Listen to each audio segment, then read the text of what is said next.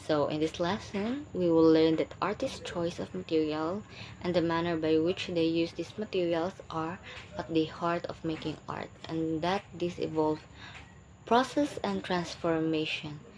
So, isa sa mga common ani is like kanang more on dili kay nagayos og technology, more on handicrafts.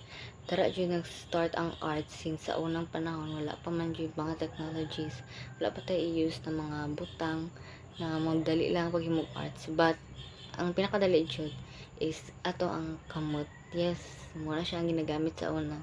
Mismo atong kamot siya ang himong kanang way na makahimutag arts ng materials. And next, kay, so what is medium? Medium is defined as material. So, gain na sa lesson 1, na describe na sad ang medium na nahimo siyang laing term sa material na word or the substance out of which work is made. So, muna siya ang asa kagikan na gihimo na siya na art. For example, like let's say katong clay sculpture. So, ang medium dara sa clay sculpture is ang clay, since muna siya ang materials na ginagamit nato para makahimo tag arts. Tama ba? Ha? So, the medium also defines the nature of the art form as follows. So, the sculptor. The sculptor uses metal, wood, stone, clay, and glass. Sculptures fall within the category of three-dimensional arts. So, why three-dimensional? Because kanang dili lang siya makita sa papel. Three-dimensional meaning kanang ma-touch siya and makita nato siya and maklaro ang iyang feature na nahinimo siya daan. So, because na siya space and volume, diba? Pottery is a form of sculpture. So, other example are nudes or figures as Guillermo Tolentino's Oblation. So, nakita na to katong sa UP, I guess. Guillermo Tolentino, katong lalaki na naka nude tanan. So, isa to siya sa example about sculptor, kanang three-dimensional na art. Next is the architect. Uses wood, bamboo, brick, stone, concrete, and various building materials. Buildings are also three-dimensional arts. So, makita na to sa mga buildings sa uban. Mga balay. Dili lang siya nato siya ginatawag na kanang lang siya ng mga butang, but himo gyapon siyang arts tungod kay kanang nag-use siya mga materials like for example, like kahoy, kanang semento, yung ana. Isa siya sa kanang ang architecture nag-add siya og element of time, since maghimo jud ta og kanang taas na time, taas na panahon. Dili lang siya kanang maghimo tog mga buildings like sa other countries, mga dago na buildings. Dili lang siya kanang dali lang ka siya gihimo, but it takes a lot of time, a lot of people na mag-work sa mga ingana na butang. And lisod siya, but it's also part of the art, diba? Next is the painter. So, uses pigments like watercolor, color, like paint, acrylic, on a usually flat ground. So, sa painter, dili lang siya kanang, of course, kabalo naman ta, familiar ta, like, kanang mga paintings, like, ana, ginagamit ta mga brushes, mga pintura, like, lahi ng types of mga pintura, and then, atong ibutang sa mga flat na mga kanang mga other materials that like paper, bond paper, like canvas. Ang uban is ginagamit pa yun sa wood nila. So, isa na siya sa kanang point sa form sa another form sa medium gyapon siya. The next is printmaker. Uses ink printed or transferred on a surface. So, ang printmaker is kanang ginagamit siya kanang mag-print ka. Yes. Kanang ginagamit nato sa mga kanang for example mag-print ka, like mag-drawing ka, and then uses nimo og kanang nakay picture, then if i-flatten nimo dito sa like paper or sa mga wood. Pero ana diri ang example is wood, metal plates, or silk screen. Ginagamit na nila sa, of course, sa mga sikat sa kanang ginagamit sa itong mga balay na ana siya. So, ang ginabot ana is kanang mag-duplicate. So, dili lang siya sa isa lang ka kanang materials na gamito, isa lang ka art. ang mga artworks, but kanang naga-duplicate siya, naga-reproduce siya, like process, prints na siya. So, ang classified siya as a two-dimensional arts. Since na siya surface, na siya nga na, why two-dimensional? Since, kay, wala siya, dili, yes, magunita na to siya, but wala siya kanang volume. Diba?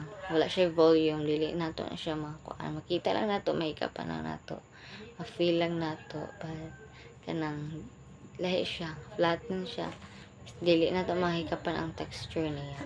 Diba? So next is the musician. He uses sounds and instrument. So Atiboli, another example is Atiboli chanter sings creation stories in a way that is different from classical singer or pop music singer influenced by the Western music scene.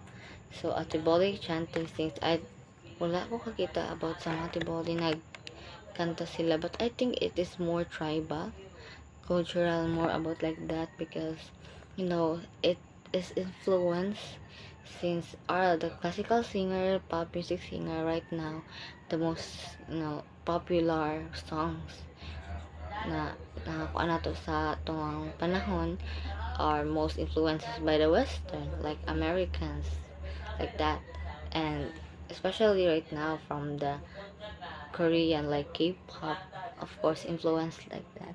But of course, the other example is Atiboli chanter, since Atiboli is from came from the Philippines, so more cultural and um, more they have a unique type of singing.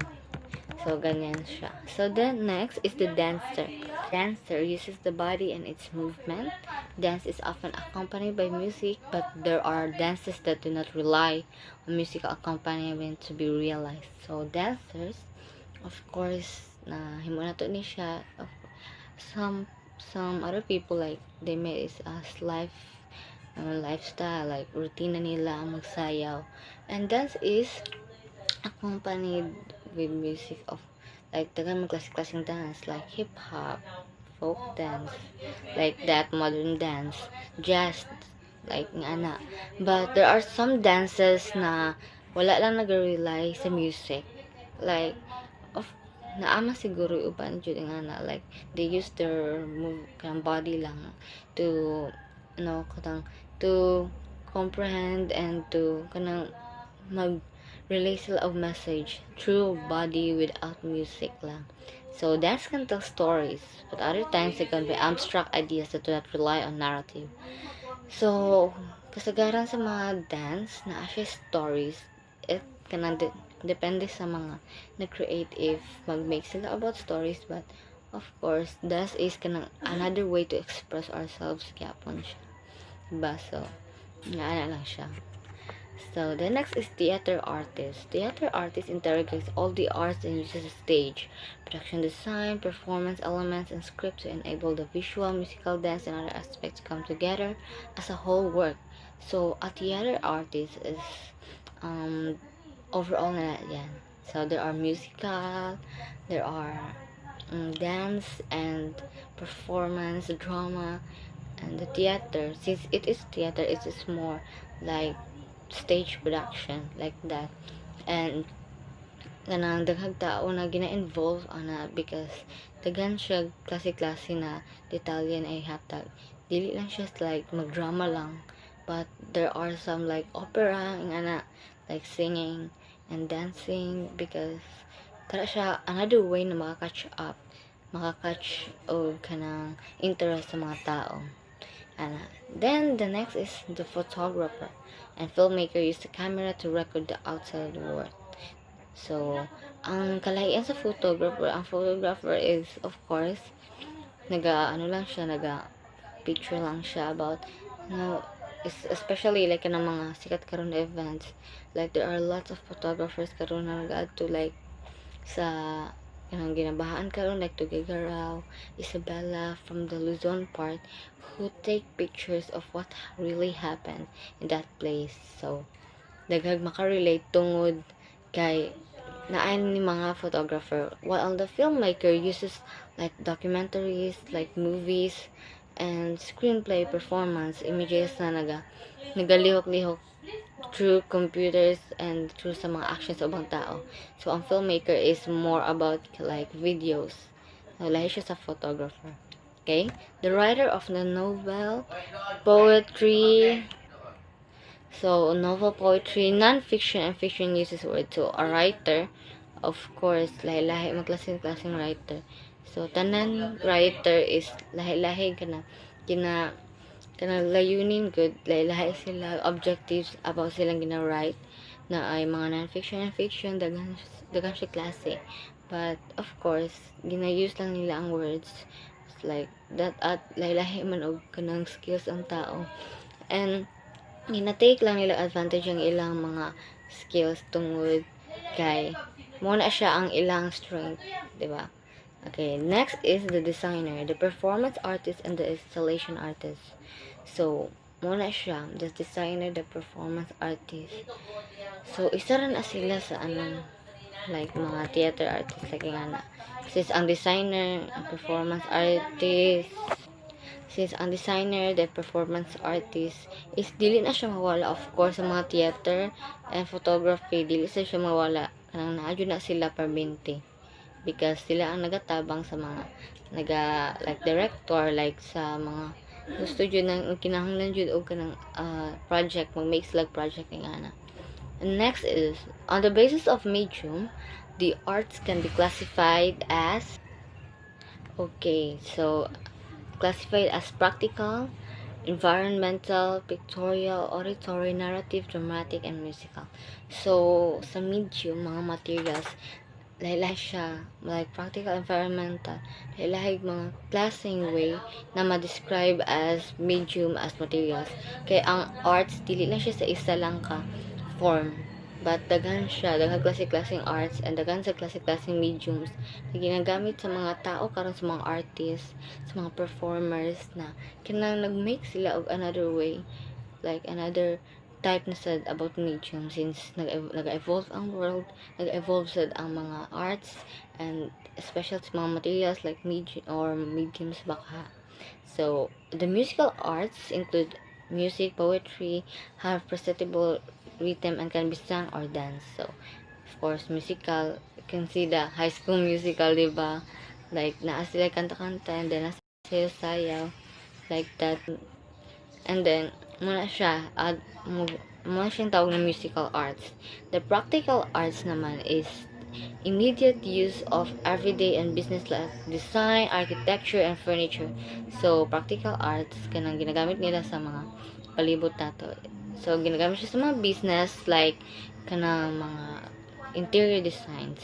Architect, like builds a building or house baka ha, like mga furniture na ginagamit at sa balay, muna siya mga tawag sa practical arts. Environmental arts, so the next is environmental arts, occupy space and change in its meaning and function depending on their categories, including architecture, sculpture, and site-specific work such as installation and public art. Environmental is more about ang mga materials na ginagamit, it's more about na makita lang nato sa palibot.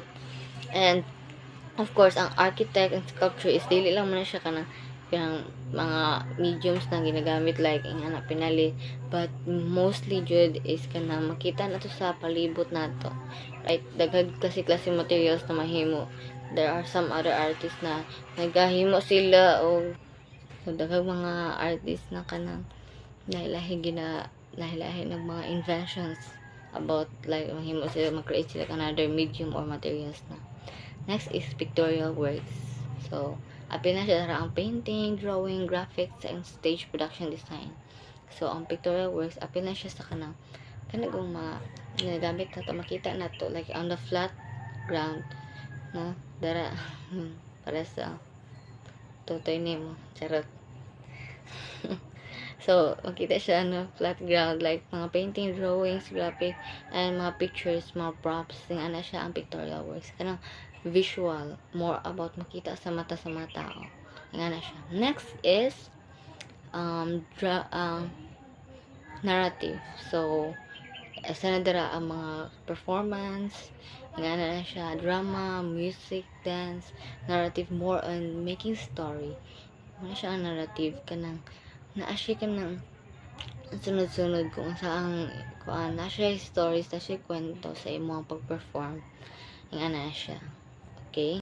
So, another example is the ritual involves a sculpture bulul, a dance, music, and production design that involves wearing of textile jewelry and circular design where lighting can be simple as a torch or silo. So, bulul, but I think it is kanang more like practical lang, no? They wear jewelry and then dagan sila ginabutang silang lawas, but ang ilang lighting lang is gamit is kanang torch sulo nang ginagamit na to more kanang traditional kayo. So muna siya. On the other hand, the UP Chapel is made out of works made by individual national artists practicing in the various arts. Why UP? Since ang UP dara nag-start um kanang course about arts dara sa eskwela si, I think dara ng eskwela si Guillermo sa UP, and then they made some kanang various art daghang kay artists dara. Sis mo man ang pinaka first na school na nag create og art like na course. So the architecture is by Leandro Locsin, the crucifix. So sa makita nimo sa UP Chapel na ado ang artwork ni Leandro Locsin ang the crucifix. And oh no, mali dahil. The architecture is made by Leandro Locsin, sorry. And the crucifix is made by Napoleon Abueva. Okay, that's it. Sorry about Kano. The floor mosaic by Arturo Luz. So, nga to. And the Stations of the Cross are by Vicente Manansala. Was assisted by Ang Kiyoko. So, ganun sila. Sila ang nag-made about sa UP Chapel. And I think in Anasu, no? So, in 1968, the chapel was the site of a performance created by another national artist, Jose Maceda. So, famous kay ni si Jose Maceda. Isa rin siya sa kanang famous na mga artist, mga musician sa tanan. I think. No? Isa national music artist man siya. So, sa sa karaan 1968, dara sa nag-perform si Jose Maceda anang chapel na ginahimo sa UP. So, his piece combined indigenous voices and instrument and a prayer song in Tagalog. So, of course, since sa unang panahon, more about like kanang traditional pang mga songs. So, dara nag-combine daw ang iyang musical indigenous voices. So, indigenous voices meaning like nalahi-lahi og mga language gikan sa mga tribo. Like, I think this it. Indigenous voices, instruments, and prayer song. So, ang ginabuhat ni Jose Maceda. I think that's it.